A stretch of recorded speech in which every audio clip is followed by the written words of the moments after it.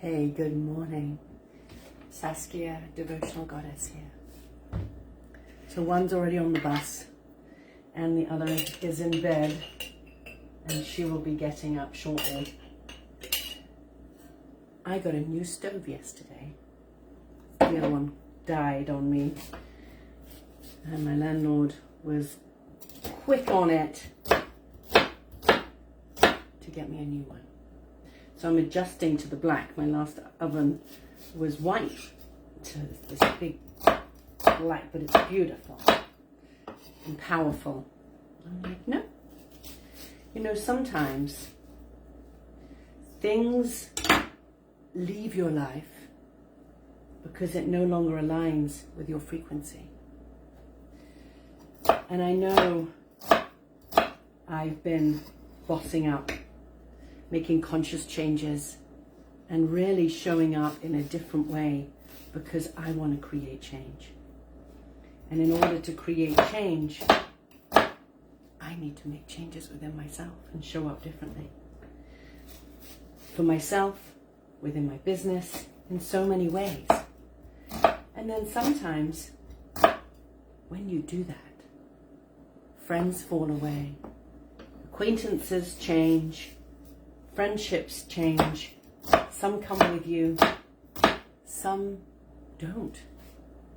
Because you've transformed a part of yourself that doesn't resonate with their frequency anymore. You don't resonate with each other anymore. The commonality that once was there is no longer resonant. And so I acknowledge that part of my oven dying on me was part of that energetic upgrade of like, you know what, it's not coming with me in my new reality. And that's the same with my car. I'm also looking for a new car. My old car is totaled, not repairable. So over the weekend, I will look for a new car. Start to go to dealerships. I have a plan in place, sought counsel, and I know how I'm moving forwards. And the other day, as I was walking with a friend, I realized when I bought the car that that total, that is no longer in use, it was while I was going through my divorce. The family car that my ex had bought for me was under his name, and I needed to either take it on and put it in my name or buy a new car, whatever that looked like. And I decided to trade the family car in and get a car that I was choosing rather than what I was given as part of the new chapter. I had a 2-year-old, I had a 3-year-old. I didn't have much of a network yet at that point, much of a community. I did in many ways, but not the close-knit. And I didn't have a mechanic that I had a relationship with. But it all lined up. A friend of a friend said, go to this mechanic, go to this dealer. He'll look out for you, he'll take care of you, he'll do good by you. So I was taken care of, but I still felt alone, overwhelmed, in the middle of starting the process of getting divorced from a marriage that I thought would be a life commitment, right? So I was heartbroken, all of that. And, you know, when your kids are that young, it is full on. I see mothers now with kids that young. And do you remember if you had kids that young, if you had kids, that when you were in the supermarket, other mothers who were older used to say, cherish this time. It is so wonderful. And I saw those moments as gifts, as these beautiful reminders But the truth is, it's also full on and intense and a lot. These onions are starting to hit my eyes. Those first years are intense. It's a lot. And it is magical and it is beautiful. And for me, it was when my marriage fell apart and the cracks became evident and the misalignment became evident, and the fact that we had different ideas as to what marriage was and how we interacted, and we were not bringing out the best in each other. And I came to realize that our contract was to bring these two divine babies into the world and not much more. So as that marriage ended, I was in the car, the family car that I was going to trade in, and I began to have a panic attack. I began to feel the tightness in my chest. I began to feel the erratic breath. And I was driving, and I was like, you can do this. You know with the power of your breath that you can transform this and you can nip this in the bud. And that's what I did. I started to really drop into my breath. I consciously reminded myself, you are not alone. You are being carried. You're being supported. You're being guided. Keep going. You've got a good person looking out for you as far as the sale of the car and the purchase, or however I was going to do it with the new car. And it was about trusting the plan, but also finding the power within to reconnect to my breath, to my inner strength, and to my resilience and my ability to transform within that moment. And I did it. I did it. I nipped that panic attack in the bud, and it didn't come to full fruition. And this is so important, that we remember how powerful we are. And every day I'm making a conscious decision of, no, I'm a child of God, I am powerful, I am not alone, and I'm listening so I can follow the impulses as I go, so that I can remain in the flow. Because it's when my mind and my ego gets caught up of like, I have to manage all this, I have to do all this, that I create, my world gets smaller. And if the word God triggers you, think of divine source. Think of whatever it is that resonates with you. I'm making a carrot soup. I came across a cookbook yesterday. You know, it's one of those ones you look at and you're like, do I keep this? Do I get rid of it? What do I do? And I flicked through it, and this carrot soup just jumped out at me, and I was like, okay, I'll make it tomorrow morning for lunch. So that's what I'm doing. I've got coconut oil in there. I've got onions, garlic, and I'm chopping up the carrots. And I'm just sauteing on this lovely new stovetop, which I'm figuring out how it works for me. And the interesting thing was, this was the second panic attack I ever had. First one was when I lived in Massachusetts. And I woke up one morning and I had this tightness in my chest, and I was like, what is going on? And I just honed in on my breath. I did my morning meditation, and I just kept going about my morning and I just kept breathing and breathing and connecting to my breath. And it went on for about an hour. And I remember vividly getting in the shower thinking, okay, if this doesn't shift soon, I'm going to the hospital because there's something off. Something's going on. I'd never had a full-blown panic attack before, so I didn't recognize the symptoms at that point. Slowly it began to subside and ease away. And I found my balance again. I happened to have a session with my mentor, my yoga teacher, and I shared it with her, and she said, Saskia, that was a panic attack. I was like, thought so. There you go. And she said, what happened the day before? And I stopped for a minute and I pondered on that question.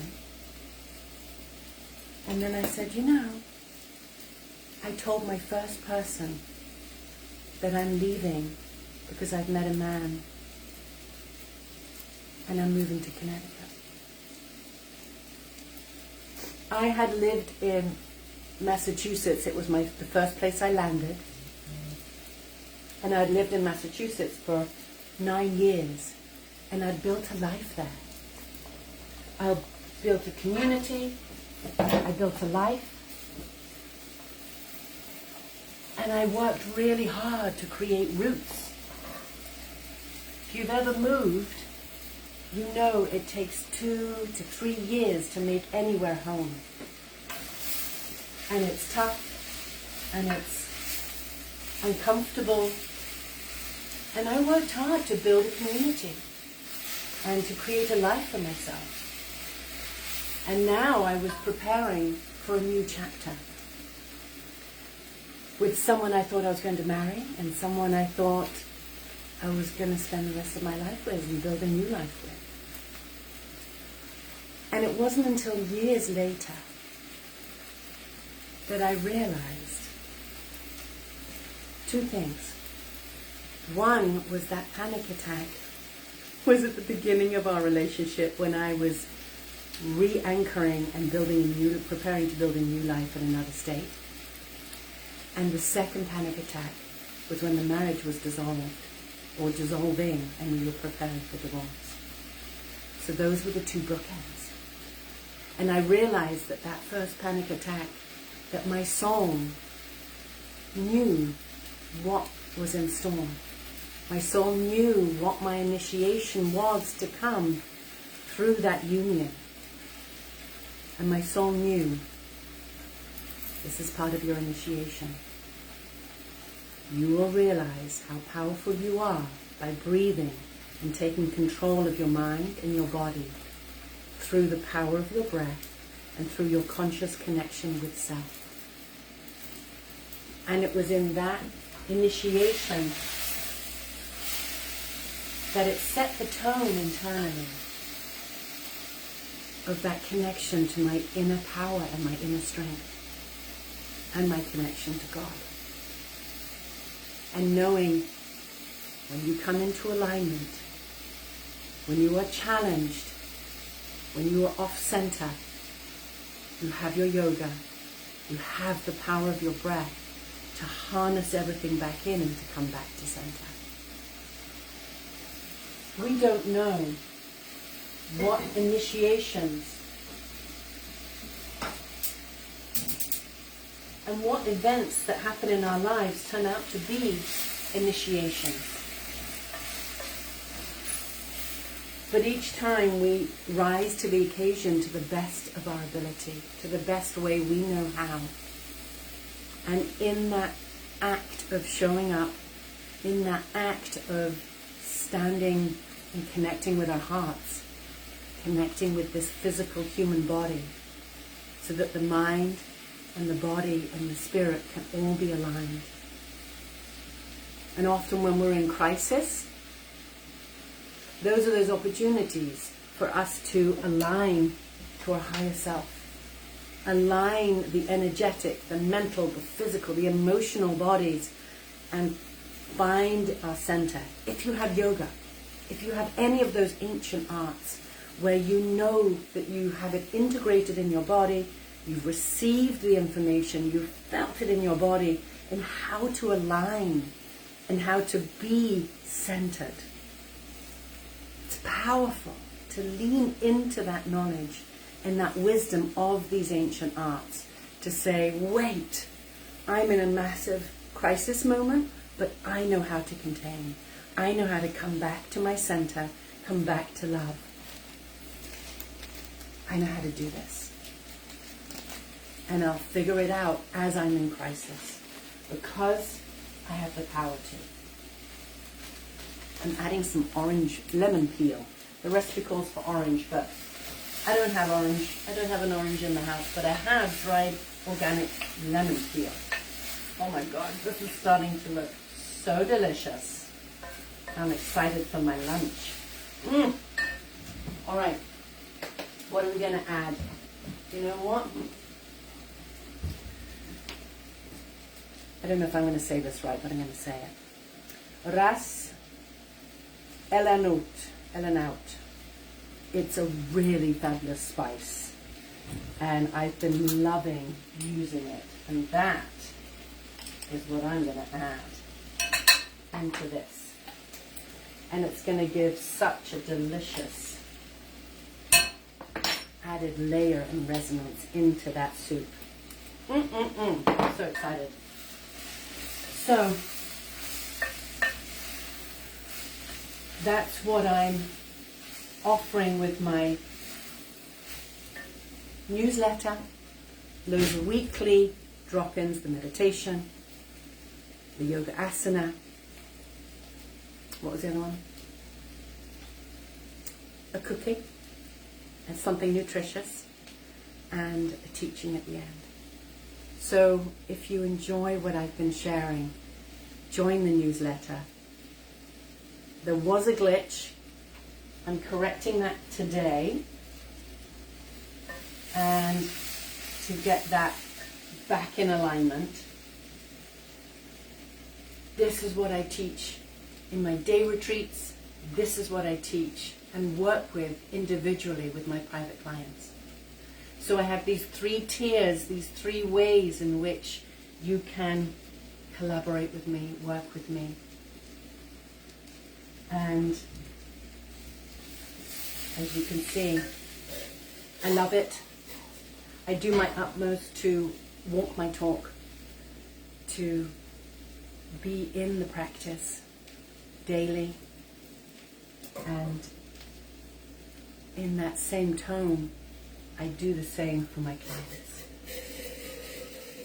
I'm just maximizing on the coconut that's in here, because when coconut's cold, it hardens. When it's warm, it softens. So I'm just mixing it in here so I really get all that delicious coconut out of the jar without burning my fingers. I'm going to add it into here, and then I'll blend it up and I'll post a picture. I wish you a wonderful day ahead.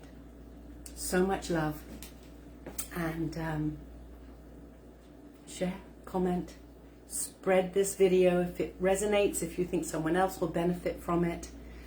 Life has its ups and downs, and boy do we get challenged. But remember, I've lent on this quote so many times. This is on my path because I'm able to handle it.